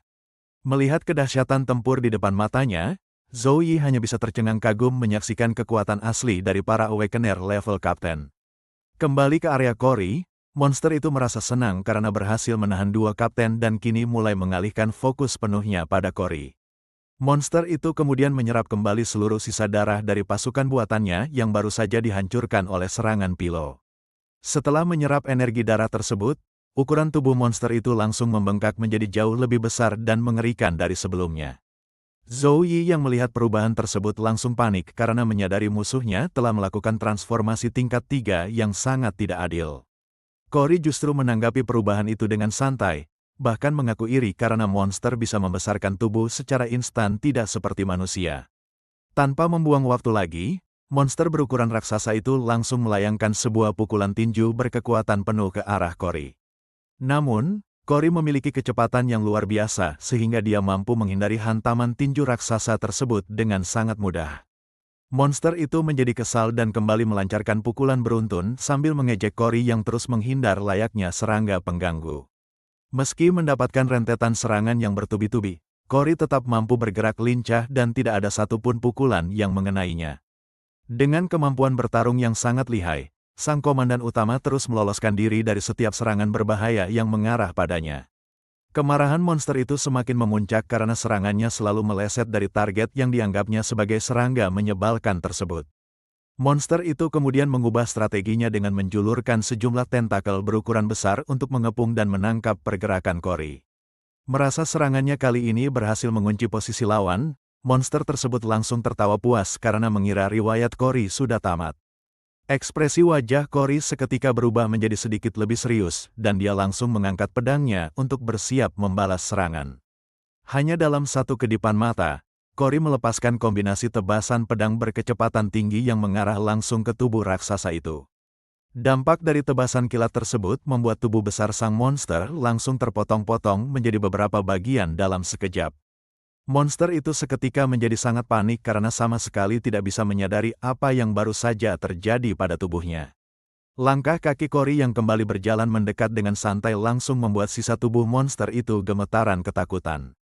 Hanya dengan sekali mengacungkan jari telunjuknya, seluruh sisa potongan tubuh raksasa milik monster itu langsung hancur berkeping-keping. Setelah wujud raksasanya hancur total, sosok asli dari monster tersebut yang berukuran jauh lebih kecil akhirnya kembali terlihat. Cory dengan cepat langsung menangkap makhluk tersebut dan segera memasukkannya ke dalam sebuah tabung eksperimen berukuran kecil. Sang komandan utama terlihat sangat gembira karena berhasil mengamankan targetnya hidup-hidup tanpa ada kendala berarti. Cory terus kegirangan karena berhasil menangkap monster pertama dalam sejarah yang bisa bicara, bahkan bingung ingin memberinya nama apa. Hailey langsung menegur Cory agar berhenti main-main dan memikirkan cara menjelaskan kerusakan fasilitas penelitian baru ini kepada Dewan. Zhou Yi benar-benar takjub menyaksikan kekuatan itu, sementara Dewa Kecoa menegaskan bahwa itulah gambaran perbedaan kekuatan yang nyata. Setelah pertempuran besar yang menguras tenaga itu selesai, Zhou Yi akhirnya terlelap karena kondisi tubuhnya sudah sangat kelelahan. Beberapa saat kemudian, Zoe terbangun dan mendapati dirinya berada di dalam sebuah bak mandi berisi air hangat. Dia seketika menjadi sangat terkejut saat menyadari posisi dirinya yang berada di bak mandi dalam keadaan telanjang bulat. Fokus Zoe kemudian langsung teralihkan setelah mendengar adanya suara pancuran air dari seseorang yang juga sedang mandi. Dari balik tirai pembatas yang ada di sebelahnya, siluet seorang wanita tampak jelas sedang asyik membersihkan diri. Seketika wajah Zoe memerah karena tersipu malu sekaligus bingung memikirkan situasi aneh yang sedang dia alami saat itu. Sosok tersebut ternyata adalah Eileen, yang langsung membuka tirai pembatas begitu menyadari bahwa Zoe sudah mulai siuman. Eileen menjelaskan bahwa karena fasilitas penjara hancur, dia terpaksa membawa Zoe pulang ke rumahnya untuk tetap berada di bawah pengawasan. Zoe yang masih panik langsung mempertanyakan alasan mengapa mereka berdua harus mandi bersama dalam kondisi telanjang seperti ini. Eileen sama sekali tidak merasa malu dan menyuruh Zoe santai saja karena fasilitas air panas hanya tersedia saat itu. Eileen kemudian memperkenalkan dirinya sebagai wakil Kapten Regu 1 pasukan pembasmi, lalu berterima kasih dan menanyakan nama asli Zoe. Dengan ekspresi yang masih tampak kebingungan dan ingatan yang agak rancu, pria itu menjawab bahwa namanya adalah Zoe. Tanpa ragu-ragu sedikit pun, Eileen langsung melangkah masuk ke dalam bak mandi yang sama dan menyuruh Zoe bergeser. Eileen kemudian meminta Zoe untuk segera membalikkan badannya agar dia bisa memeriksa kondisi luka-luka akibat pertempuran sebelumnya. Kedekatan posisi mereka membuat Zoe semakin gugup dan berpikir bahwa wanita di hadapannya ini benar-benar tidak memiliki ruang pribadi. Saat menatap punggung Zoe, Eileen langsung takjub karena seluruh luka parah di tubuh pria itu sudah sembuh total tanpa bekas. Eileen kemudian menepuk-nepuk pundak Zoe sambil memuji kemampuan generasi tubuh luar biasa yang dimiliki oleh pria tersebut. Tiba-tiba Dewa Kecoa muncul mendeteksi lonjakan denyut jantung serta hormon Zoe, lalu menawarkan untuk mengaktifkan mode reproduksi. Mendengar tawaran sistem yang sangat aneh itu, Zoe langsung berteriak dalam hatinya menolak keras perintah tersebut. Eileen kemudian mengalihkan perhatian dengan mengeluhkan bekas luka di dadanya akibat serangan brutal dari monster di lab sebelumnya. Tanpa rasa canggung, Eileen langsung menunjukkan bagian dadanya kepada Zoe untuk memperlihatkan sisa bekas luka yang tidak bisa hilang. Tindakan Eileen membuat hasrat Zoe makin tak tertahankan. Sementara sistem Dewa Kecoa justru mulai melakukan hitung mundur aktivasi mode reproduksi. Tidak ingin kehilangan kendali atas hasratnya, Zoe segera bangkit dan pergi meninggalkan Eileen sendirian di dalam kamar mandi. Eileen yang tidak menyadari kesalahannya hanya bisa melongo bingung melihat reaksi dan sikap mendadak dari pria yang ditinggalkannya tersebut. Zoe keluar dengan napas terengah-engah sambil mengomeli sistemnya yang dianggap tidak waras karena hampir mencelakakannya dalam situasi memalukan itu. Perhatian Zoe kemudian teralihkan oleh siaran berita televisi yang mengabarkan adanya serangan monster di sebuah pos terdepan dekat kota Minghai. Seketika Zoe terkejut karena pos terdepan berjarak 50 km yang hancur itu merupakan tempat tinggal lamanya bersama warga lain. Narator berita menjelaskan bahwa saat pasukan pembasmi tiba di lokasi untuk merespons sinyal bahaya, seluruh area pos tersebut sudah kosong ditinggalkan. Zoe langsung menyadari bahwa andai saja dia tidak pergi lebih cepat dari sana, dia pasti sudah ikut tewas bersama yang lain. Siaran berita tersebut diakhiri dengan peringatan kepada warga agar segera melapor ke otoritas berwenang jika menemukan portal menuju alam lain. Dewa Kecoa menyuruh Zoe berhenti berandai-andai tentang masa lalu, lalu mengalihkan pembicaraan dengan memberikan sebuah kabar baik yang mengejutkan. Sistem memberitahu bahwa rekan kecoa milik Zoe yang bertubuh gempal, si Little Fatty, kini telah berhasil hidup kembali. Zoe segera memeriksa panel sistemnya dan membaca sebuah status baru mengenai evolusi pasukannya yang tertulis sebagai Imperial Guard. Dewa Kecoa menjelaskan bahwa Little Fatty kini menjadi makhluk abadi yang akan selalu hidup kembali selama Zoe masih bernyawa. Zoe merasa kemampuan itu sangat hebat, namun dia heran bagaimana seekor kecoa yang tidak bisa mati bisa bertugas sebagai pelindung. Sistem menambahkan bahwa Little Fatty juga bisa naik level dan kini memiliki kemampuan baru untuk membagikan jarak pandangannya dengan Zoe. Didorong rasa penasaran yang besar terhadap kemampuan baru tersebut, Zoe langsung menggunakan kekuatannya untuk memanggil kembali rekan kecilnya itu.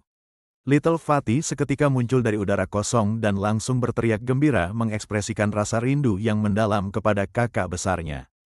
Namun, Kecoa gempal itu mendadak mengejek wujud Zhou Yi yang sekarang terlihat jelek dan aneh karena kembali menyerupai seorang manusia. Zhou Yi hanya bisa terdiam menanggapi ejekan tersebut karena sejatinya dia memang seorang manusia sebelum sempat berubah menjadi seekor kecoa. Dewa Kecoa menyuruh Zhou Yi memerintahkan Little Fatty terbang, lalu memintanya menutup mata agar indera penglihatan mereka berdua bisa tersinkronisasi. Menerima perintah tersebut, Little Fatty langsung mengepakkan sayapnya dan terbang melesat menuju ke suatu ruangan di dalam rumah itu. Tanpa diduga, kecoa gempal tersebut malah terbang masuk kembali ke dalam area kamar mandi tempat Eileen sedang membersihkan diri. Zhou Yi yang terhubung dengan penglihatan tersebut langsung panik dan menyuruh rekan kecoanya itu untuk segera keluar dari sana. Little Fatty menolak keluar karena merasa tindakan ini justru sesuai dengan keinginan terdalam dari hati Zhou Yi yang ingin melihatnya. Eileen yang sedang mandi langsung menyadari adanya penyusup kecil dan seketika memasang posisi waspada untuk menyerang makhluk asing tersebut. Dengan gerakan refleks yang sangat cepat, Eileen langsung melepaskan serangan benang miliknya dan berhasil menangkap tubuh Little Fatty. Akibat jeratan benang berkekuatan tinggi dari Eileen, tubuh Little Fatty seketika meleleh dan tewas seketika di tempat kejadian. Pada saat yang sama, Zhou Yi mendadak mengalami mimisan hebat di hidungnya dan langsung tumbang tak berdaya ke atas lantai. Dewa Kecoa baru teringat dan menjelaskan bahwa efek berbagi indera akan memberikan dampak luka serangan balik yang parah jika peliharaannya mati. Zhou Yi yang menahan rasa sakit luar biasa langsung mengumpat kesal kepada sistemnya karena tidak memberitahu konsekuensi berbahaya itu sejak awal. Keesokan harinya, Zhou Yi tampak sedang berdiri sendirian di sebuah area terbuka yang luas, seolah-olah sedang menunggu kedatangan seseorang di sana. Eileen kemudian berjalan menghampirinya sambil membawa selembar kertas yang berisi hasil pemeriksaan medis tubuh Zhou Yi yang baru saja keluar dan dinyatakan normal. Setelah menyerahkan hasil pemeriksaan tersebut, Eileen langsung memberitahu Zhou Yi bahwa dia sudah dinyatakan pulih sepenuhnya dan bebas untuk pergi dari tempat itu sekarang juga. Mendengar hal itu, Zhou Yi tidak langsung pergi, melainkan dengan tegas menyatakan keinginannya untuk bergabung menjadi bagian dari pasukan pembasmi. Eileen langsung terkejut dan mempertanyakan keputusan tersebut karena tingkat kematian anggota di dalam pasukan pembasmi sangatlah tinggi. Zhou Yi langsung membalas dengan mempertanyakan apakah angka kelangsungan hidup orang-orang normal di luar sana jauh lebih baik daripada pasukan pembasmi. Dia juga menegaskan bahwa dirinya adalah seorang Awakener dengan catatan yang sudah bersih, sehingga dia merasa berhak untuk ikut bergabung ke dalam pasukan. Mendengar argumen tegas dari Zhou Yi, Eileen langsung terdiam sejenak untuk memikirkan ucapan pria yang ada di hadapannya itu. Eileen menjelaskan bahwa turnamen seleksi 4 tahunan untuk pasukan pembasmi akan diadakan 7 hari lagi, dan kemampuan Zhou Yi sebenarnya sudah cukup lumayan. Namun, Eileen juga memperingatkan adanya rumor yang beredar bahwa kompetisi seleksi pada tahun ini disebut-sebut sebagai yang paling sulit sepanjang sejarah. Zhou Yi segera membujuk Eileen agar mau membantunya mendapatkan slot, sambil menyindir bahwa Eileen bukanlah tipe orang yang suka mengabaikan utang budi keselamatan nyawa. Eileen akhirnya menyuruh Zhou Yi berdiri dan mengaku cukup mengagumi kegigihan Zhou Yi yang sangat tebal muka dalam meminta bantuan. Pada akhirnya, Eileen setuju untuk memberikan Zhou Yi sebuah kesempatan emas berupa keikutsertaan dalam sebuah program pelatihan khusus pasukan. Tanpa mereka sadari, dari tempat yang cukup jauh, Komandan Cory ternyata sedang berdiri memperhatikan interaksi mereka berdua dengan saksama. Seorang petugas penguji kemudian mendekati Cory dan bertanya mengapa sang komandan memintanya memalsukan laporan medis Zhou Yi, padahal hasil tes gennya menunjukkan sesuatu yang bukan manusia. Cory meminta petugas penguji tersebut untuk tetap merahasiakan status gen non-manusia milik Zhou Yi sedikit lebih lama lagi dari siapapun. Setelah urusan medis selesai, Eileen langsung membawa Zhou Yi pergi menuju ke sebuah area yang menjadi pintu masuk menuju abis. Zhou Yi sangat terkejut setelah mengetahui bahwa pelatihan khusus yang dimaksud Eileen ternyata adalah langsung melemparkan dirinya ke dalam jurang abis. Dia protes karena merasa Eileen sedang bercanda, mengingat abis dipenuhi oleh monster yang jauh lebih kuat daripada monster di luar. Zhou Yi terus mengeluh bahwa seluruh pasukan saja belum tentu selamat, sehingga melompat ke dalam jurang sama sekali tidak bisa dianggap pelatihan. Dia kemudian menoleh ke arah rekan-rekan satu timnya dan terkejut dalam hati karena mereka semua ternyata hanyalah 4 orang remaja. 4 orang remaja yang menjadi rekan satu tim baru Zhou Yi tersebut masing-masing bernama Justin, Lu Yao, Su Kai, dan Song Tao. Eileen menjelaskan bahwa setiap abis terhubung ke dunia lain dan memiliki tingkat bahaya dari kelas E hingga kelas S tergantung tingkat erosisinya.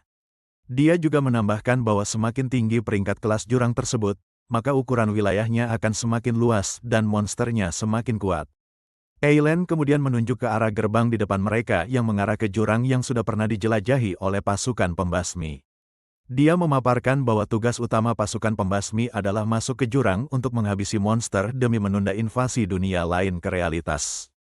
Eileen juga menjelaskan bahwa area abis khusus ini sebenarnya merupakan sebuah terowongan sisa yang ditinggalkan cacing raksasa saat bencana besar dahulu.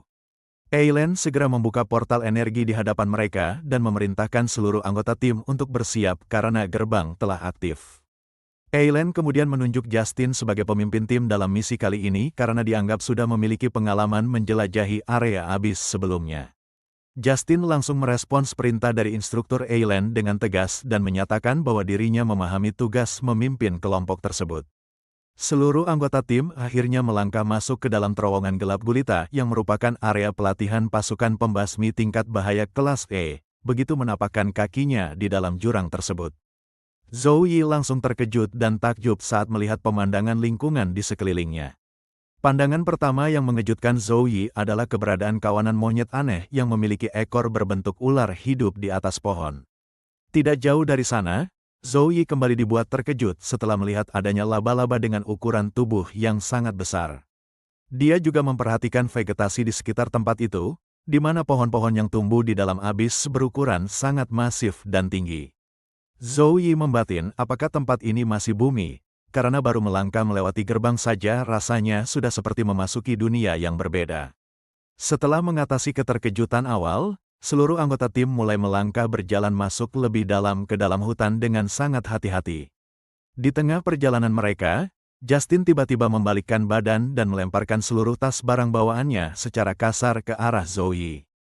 Justin melarang Zhou Yi menyentuh monster apapun di abis dan menyuruhnya berjalan di belakang untuk membawakan semua tas mereka. Zhou Yi hanya bisa berdiri terpaku sambil memegangi tas dengan ekspresi wajah yang sangat kebingungan akibat perlakuan mendadak dari Justin. Sementara itu, Justin menatapnya dengan kesal sambil membatin dalam hati bahwa Zhou Yi pasti telah menggoda instruktur Eileen semalaman. Melihat Zhou Yi yang hanya terdiam membisu, Justin langsung membentaknya dengan nada menantang apakah dia berniat untuk menolak perintah tersebut. Bukannya marah, Zhou Yi justru merasa sangat senang karena menganggap tugas membawakan tas jauh lebih aman daripada harus menghadapi monster. Justin langsung dibuat kebingungan dan keheranan setelah melihat respons Zhou Yi yang justru terlihat sangat gembira menerima tugas pembawa barang. Dalam hatinya, Zhou Yi bersorak kegirangan karena dengan menjadi pembawa barang, keselamatan nyawanya di dalam abis akan benar-benar terjamin. Zhou Yi bahkan langsung memanggil rekan-rekan timnya yang lain dengan ramah dan meminta mereka semua menyerahkan ransel kepadanya. Mendengar tawaran tersebut, para anggota tim yang lain langsung melepaskan barang bawaan mereka dan memberikannya begitu saja kepada Zhou Yi. Namun, hanya Lu Yao yang menolak memberikan ranselnya dan memilih untuk membawa sendiri barang bawaannya sepanjang perjalanan tersebut. Setelah urusan pembagian barang bawaan selesai, mereka semua kembali melanjutkan langkah kaki untuk menjelajahi area hutan gelap tersebut. Sambil berjalan di belakang, Zhou Yi membatin bahwa sebagai orang normal dia tidak paham alasan dilarang berburu monster di tempat ini. Langkah mereka terhenti saat kawanan monster tiba-tiba muncul di tengah jalan. Dan anggota tim langsung bersiap untuk memulai pertempuran. Para remaja tersebut menunjukkan kerjasama tim yang sangat solid dan rapi dalam menghalau setiap monster yang datang menyerang mereka. Sementara rekan-rekannya sibuk bertarung di depan, Zhou Yi hanya berdiri santai menonton jalannya pertempuran dari posisi aman di belakang. Zhou Yi membatin bahwa senjata kristal milik Awakener bisa menyerap kemampuan monster saat membunuh mereka di abis, mirip sistem mencari poin pengalaman. Dia melanjutkan pemikirannya bahwa semakin banyak monster yang dibantai oleh para Awakener, maka proses kenaikan level mereka akan berjalan semakin cepat. Namun Zhou Yi juga tahu bahwa Awakener terbaik seumurannya pun pasti akan merasa sangat kelelahan jika dipaksa bertarung tanpa henti. Kondisi fisik Justin terlihat mulai kelelahan setelah berhasil menghabisi total 310 monster demi bisa menaikkan level kekuatannya. Melihat kelelahan Justin, Zhou Yi tersenyum dalam hati karena merasa struktur tubuh dan kemampuan yang dimilikinya benar-benar berbeda dari mereka. Saat waktu istirahat tiba, Zhou Yi dengan santai memasak daging monster yang telah dikalahkan tadi lalu memakannya sebagai menu makanan. Seketika setelah memakan daging tersebut, sebuah notifikasi sistem muncul yang menyatakan bahwa dia berhasil mendapatkan keahlian fisik lengan panjang kera ular. Zhou Yi membatin dengan riang bahwa dia tidak perlu repot bertarung, cukup memakan sepotong daging monster untuk mendapatkan kemampuan mereka. Efeknya luar biasa, karena semakin banyak jenis monster abis yang dia lahap, maka variasi keahlian baru yang didapatkannya juga semakin melimpah. Situasi pelatihan di dalam hutan ini pada akhirnya justru berubah menjadi sebuah tempat rekreasi kuliner yang sangat menyenangkan bagi Zhou Yi. Setelah perutnya terasa kenyang oleh daging monster, Zhou Yi langsung merebahkan tubuhnya di atas tanah untuk tidur dengan sangat nyaman. Dia memantapkan niat jika lolos nanti akan langsung meminta posisi bagian logistik agar bisa menjadi kuat hanya dengan cara makan. Zhou Yi mendadak langsung terbangun dari posisi tidurnya saat menyadari kehadiran sosok dewa kecoa peliharaannya yang muncul di hadapannya. Di sisi lain, rekan-rekan satu timnya mulai memalingkan wajah ke arah Zhou Yi dengan tatapan mata yang sangat kesal. Mereka memprotes dalam hati karena merasa telah mempertaruhkan nyawa untuk bertarung, sedangkan Zhou Yi malah asyik pesta makan di belakang. Keesokan harinya, seluruh anggota kelompok tersebut kembali mengemas barang dan melanjutkan perjalanan menyusuri area hutan abis yang lebih dalam. Di depan jalur alternatif, mereka melihat dua monster penguasa hutan berupa binatang bertanduk besar sedang bersiap bertarung melawan raja monyet berekor ular. Pertempuran selesai sangat cepat karena binatang hutan bertanduk besar mampu menumbangkan sang raja monyet hanya dengan menggunakan sekali serudukan maut. Zhou Yi tercengang melihat monster bertanduk yang merupakan bos terakhir abis itu bisa mengalahkan lawan selevel ksatria dengan sangat mudah. Dia menyadari bahwa perbedaan kekuatan di tempat ini sangat timpang, di mana selisih setengah peringkat saja jarak kemampuannya luar biasa jauh. Justin dengan penuh percaya diri memotivasi timnya bahwa jika mengikuti rencananya, mereka sebagai pasukan pemula pasti bisa menghabisi bos tersebut. Zhou Yi seketika teringat peringatan keras dari Eilen bahwa asuransi tidak akan menanggung cedera akibat melanggar aturan dan menyerang sembarangan. Zhou Yi langsung mengingatkan ucapan Eilen untuk menghindari bos, dan menyatakan dengan tegas bahwa dirinya tidak akan ikut dalam pertempuran. Justin langsung mengejek Zhou Yi sebagai seorang pecundang dan menyuruhnya duduk diam menjaga tas di zona aman yang sudah ditentukan. Justin kemudian membuka peta digitalnya lalu menunjuk sebuah titik koordinat khusus sebagai tempat menunggu bagi Zhou Yi selama pertempuran berlangsung. Zhou Yi menerima keputusan tersebut tanpa protes dan langsung melangkah pergi sendirian sambil memberikan ucapan semoga beruntung kepada rekan timnya. Segera setelah punggung Zhou Yi tidak lagi terlihat dari pandangan, Justin dan rekan-rekan timnya langsung menunjukkan senyuman yang sangat licik. Lu Yao memastikan kembali kepada Justin apakah titik koordinat yang dikirimkan kepada Zhou Yi merupakan lokasi penyergapan pertempuran terakhir mereka. Justin membenarkan hal itu dan membocorkan rahasia bahwa dia sudah menyisipkan bahan peledak ke dalam 4 tas yang dibawa Zhou Yi. Justin merencanakan untuk meledakkan peledak tersebut dari jarak jauh tepat saat sang bos monster mengalihkan target serangan ke arah Zhou Yi. Dia berargumen bahwa ledakan itu akan mempermudah mereka menyerbu masuk membasmi sisa bos, bermodalkan umpan dari rekan tim tidak berguna. Lu Yao yang baru pertama kali mendengar rencana pembunuhan berencana tersebut langsung terkejut dan merasa bahwa tindakan itu terlalu kacau. Mendengar respons Lu Yao, Justin tanpa ragu langsung menghunuskan ujung pedangnya tepat ke arah wajah Lu Yao untuk mengancamnya. Justin memberikan peringatan keras dengan nada dingin agar Lu Yao menghentikan rasa kasihan tidak bergunanya jika masih ingin selamat. Lu Yao yang merasa terintimidasi dan tidak punya pilihan lain untuk bertahan hidup akhirnya terpaksa menyetujui rencana busuk Justin tersebut. Sementara itu, Zhou Yi sudah sampai di zona aman yang sebelumnya telah ditunjukkan oleh Justin kepadanya. Langkah kakinya mendadak terhenti saat seluruh permukaan tanah di sekitarnya mulai bergetar dengan sangat hebat. Zhou Yi terkejut merasakan getaran tersebut dan menyadari bahwa pertempuran di tempat itu berlangsung dengan sangat gila. Firasat buruk langsung melintas di benaknya yang menyadari ada sesuatu yang salah dan sedang bergerak cepat ke arahnya. Dugaan itu terbukti saat kawanan monster monyet tiba-tiba berlarian menyelamatkan diri dan melintasi posisinya begitu saja. Zhou Yi sempat berdiri terpaku karena kebingungan melihat kawanan monster tersebut hanya melewatinya tanpa melakukan serangan.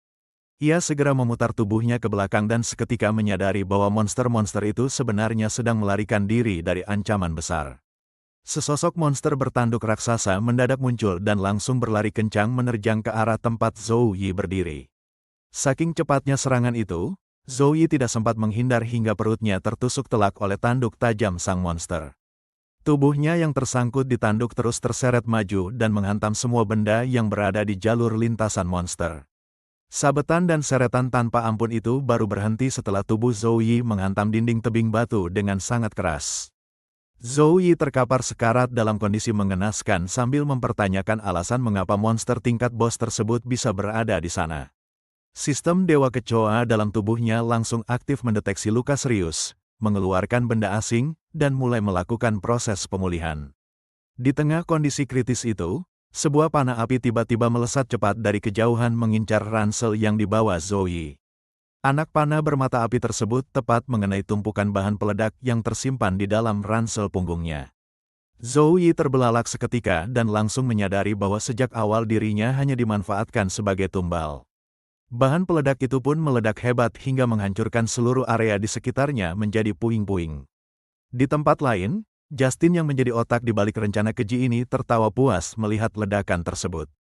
Ia mengejek ekspresi terakhir korbannya dan berencana turun menghabisi sang bos begitu asap ledakan mereda. Namun, Lu Yao mendadak menyadari sesuatu yang janggal dan langsung meminta sang kapten untuk melihat ke arah bawah. Secara mengejutkan, Zhou Yi ternyata masih berdiri tegak dan bertahan hidup berkat kemampuan generasi supernya. Melihat pemandangan tidak masuk akal itu, Justin seketika panik dan tidak percaya korban tumbalnya masih bernyawa. Zhou Yi yang tidak mau lagi menyembunyikan kekuatannya langsung menarik paksa tanduk monster yang menancap di perutnya. Lubang besar yang menganga di perutnya langsung menutup dan pulih dalam sekejap mata berkat kemampuan regenerasinya. Ia kemudian mencengkeram tubuh monster itu dengan penuh amarah karena merasa diremehkan dan hendak dibunuh begitu saja. Dengan kekuatan penuh, Zhou Yi melemparkan tubuh raksasa monster bertanduk itu tepat ke arah posisi Justin dan kelompoknya. Tubuh besar monster tersebut jatuh menghantam tanah dengan sangat keras dan langsung memporak-porandakan tempat persembunyian mereka. Song Tao langsung berada dalam kondisi sekarat akibat tertimpa reruntuhan dan tubuh berat monster tersebut. Tanpa sempat mendapatkan pertolongan, Song Tao akhirnya tewas di tempat akibat luka-luka yang terlalu parah. Justin yang panik dan kesal langsung memerintahkan anggotanya untuk fokus menyerang monster besar itu terlebih dahulu. Ia melepaskan panah penghancur daging miliknya hingga membuat monster bertanduk itu terluka dan bersimbah darah. Sayangnya, serangan itu tidak cukup mematikan karena monster tersebut langsung bangkit berdiri sambil meraung dengan sangat keras. Melihat rekannya terpaku, Justin berteriak marah dan memaksa mereka semua untuk segera maju melancarkan serangan. Su Kai langsung bergerak maju dan melepaskan seluruh kombinasi kekuatan api miliknya ke arah monster tersebut. Di saat yang sama, Lu Yao ikut merangsek maju dan menyambar monster itu menggunakan manipulasi petirnya. Menerima rentetan serangan elemen bertubi-tubi membuat monster raksasa itu mengerang kesakitan di tempatnya. Justin menyeringai percaya diri karena menganggap monster tingkat bos ini ternyata tidak sekuat yang digosipkan orang-orang. Dengan penuh keyakinan, Justin melompat maju berniat memberikan serangan pamungkas untuk mengakhiri hidup makhluk tersebut. Secara tak terduga, monster itu mendadak menghentikan erangannya dan mulai menyerap seluruh energi serangan yang mengenainya. Lu Yao yang menyadari bahaya itu langsung berteriak memperingatkan rekannya agar berhenti menggunakan serangan berbasis elemen. Setelah melahap seluruh energi petir dan api, tubuh monster itu kini berevolusi menjadi jauh lebih kuat dan mengerikan. Melihat perubahan drastis tersebut, nyali Justin langsung ciut dan menyadari kelompoknya tidak akan mungkin bisa menang. Rasa takut menguasai dirinya hingga ia mulai menatap rekan satu timnya dengan niat yang sangat buruk. Tanpa ragu sedikit pun, Justin menusuk Su Kai dari arah belakang dan melumpuhkan rekannya sendiri. Lu Yao sangat terkejut dan tidak percaya melihat pengkhianatan keji yang dilakukan oleh kaptennya sendiri. Belum sempat berbuat apa-apa, Lu Yao juga langsung diserang dan dilumpuhkan oleh Justin tanpa ampun. Justin dengan dingin menyebut mereka hanya penghalang jalan yang setidaknya bisa berguna sebagai umpan sebelum mati. Tanpa rasa bersalah sedikit pun, sang kapten langsung berlari tunggang langking meninggalkan rekan-rekannya yang sekarat. Monster bertanduk itu kini mengalihkan pandangannya ke arah dua manusia yang terkapar tidak berdaya di atas tanah. Makhluk itu langsung menghentakkan kaki besarnya di atas tubuh Su Kai hingga tewas seketika di tempat. Setelah menghabisi Sukai, monster itu mengangkat kakinya kembali dan bersiap untuk menginjak tubuh Lu Yao. Namun tepat sebelum injakan itu mendarat, Zhou Yi melesat cepat dan berhasil menyelamatkan Lu Yao dari maut. Lu Yao yang terkulai lemas kebingungan dan bertanya mengapa Zhou Yi justru memilih untuk menyelamatkan dirinya. Zhou Yi menjawab bahwa Lu Yao adalah satu-satunya orang yang tidak menggertaknya dan membiarkannya membawa ransel. Dalam hatinya, Zhou Yi teringat masa lalu kelamnya saat ia masih lemah dan selalu dijadikan umpan meriam oleh orang lain. Kini setelah bereinkarnasi menjadi kecoa, ia kembali berada di posisi lemah dan dipaksa mati demi kecoa yang lebih besar. Ia merasa tidak pernah mencari musuh atau memprovokasi siapapun, namun pengkhianatan tetap saja datang menghampirinya. Sadar bahwa hanya yang kuat yang bisa mengendalikan nasib, Zhou Yi bertekad bulat untuk menjadi jauh lebih kuat. Sementara itu, Justin yang sempat melarikan diri ternyata berhasil dikejar dan ditangkap dengan mudah oleh monster tersebut. Sambil gemetaran ketakutan di cengkeraman sang monster, Justin menangis histeris dan memohon-mohon untuk dilepaskan. Zhou Yi yang melihat dari kejauhan langsung mengejek Justin dengan mengembalikan kata-kata sombong yang pernah diucapkan sang kapten. Tanpa ampun, monster bertanduk itu langsung menginjak tubuh Justin hingga tewas mengenaskan di atas tanah. Setelah urusannya selesai, Zhou Yi segera melepaskan serbuk sari penginduksi tidur milik sistemnya untuk membuat Lu Yao tidak sadarkan diri. Langkah itu sengaja ia lakukan demi merahasiakan identitas serta seluruh kemampuan monsternya dari penglihatan orang lain. Kini setelah situasinya aman, Zhou Yi berbalik dan bersiap menghadapi bos monster dalam pertarungan 1 lawan 1. Ia menyeringai penuh percaya diri karena berniat menjadikan makhluk raksasa di depannya sebagai batu loncatan kekuatan. Merespons tantangan itu, sang bos monster langsung berlari kencang dan menerjang ke arah Zhou Yi dengan brutal. Zhou Yi dengan cekatan mengaktifkan kemampuan lidah panjangnya untuk berayun menghindari terjangan maut tersebut.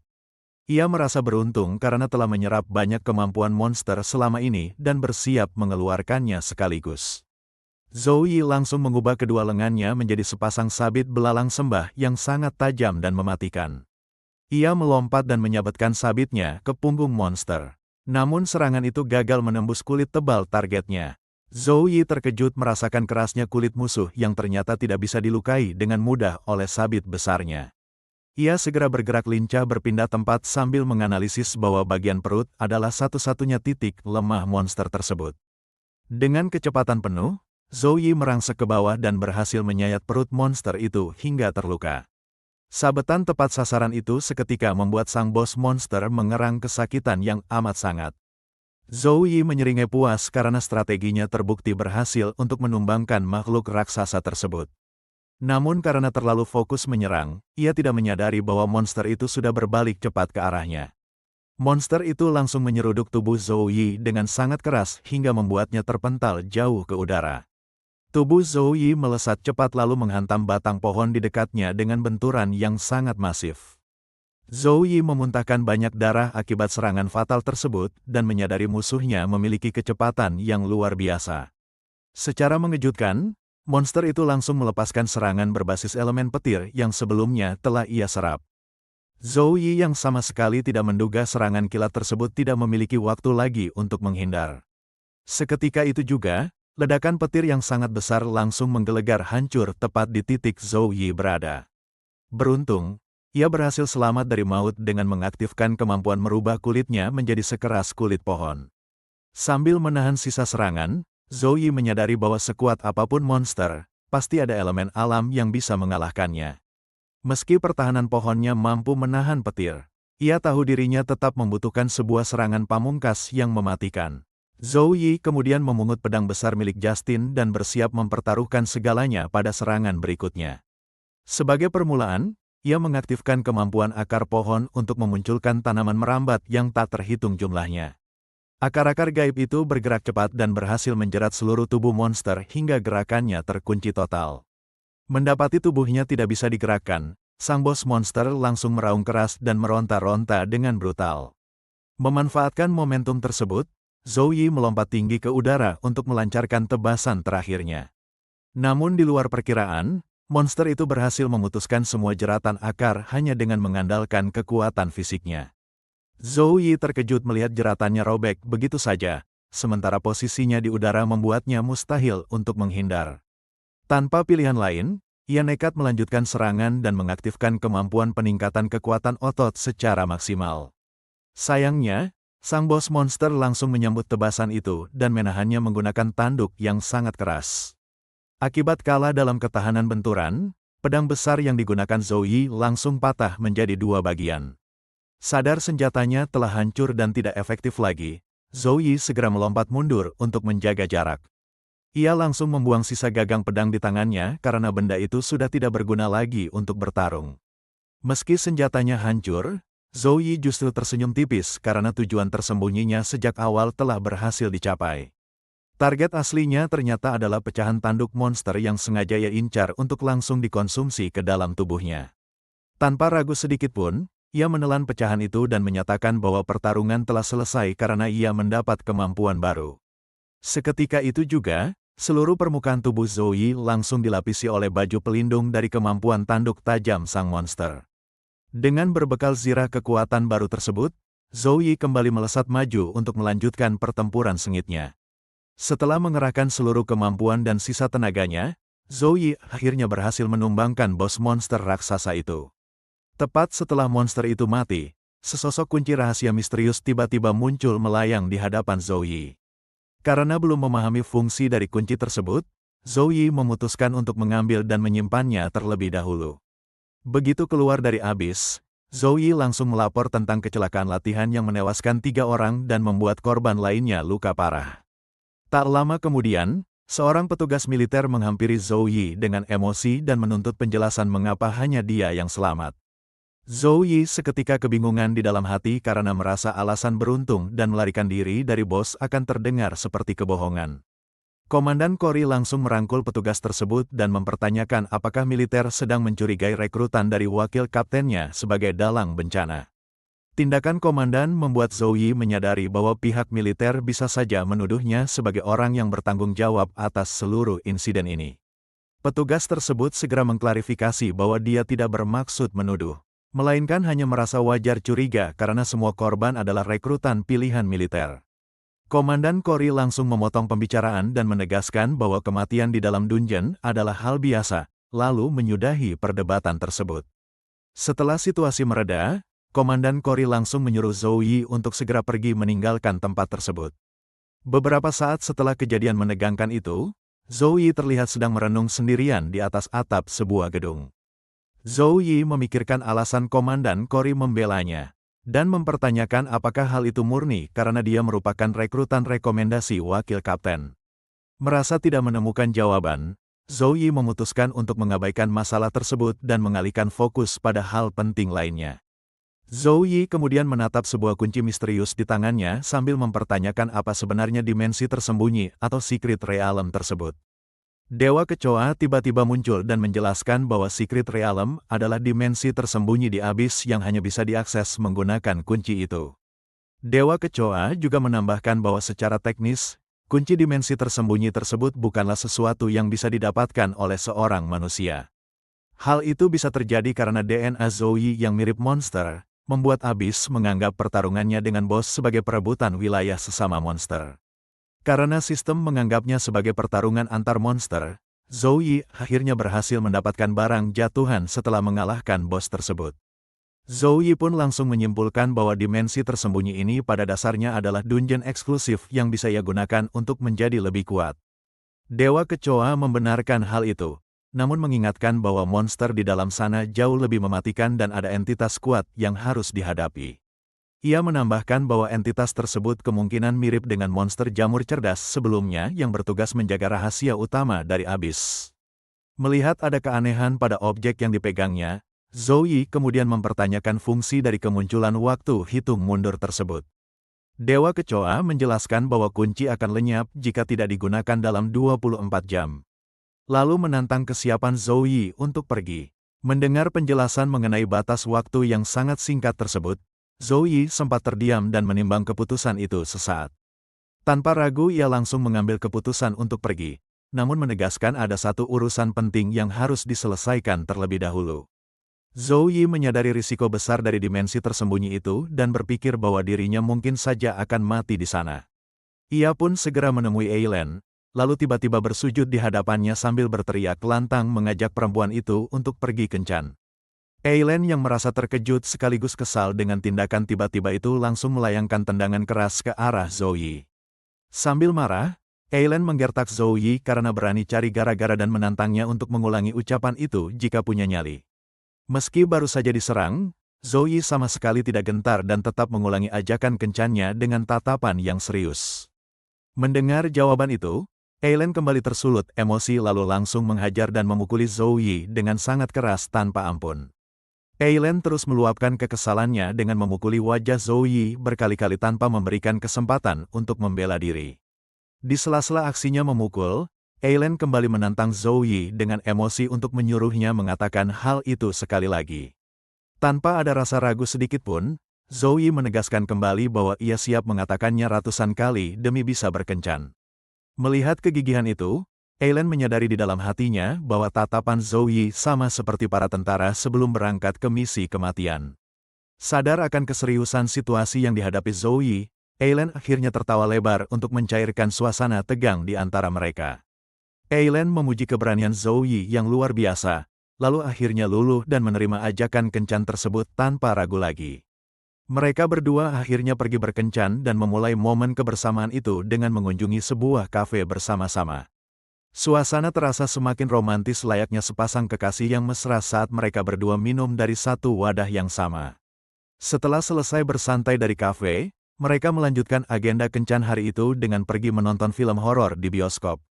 Tidak ingin melewatkan momen berharga tersebut, mereka berdua juga menyempatkan diri untuk berfoto bersama sebagai kenang-kenangan.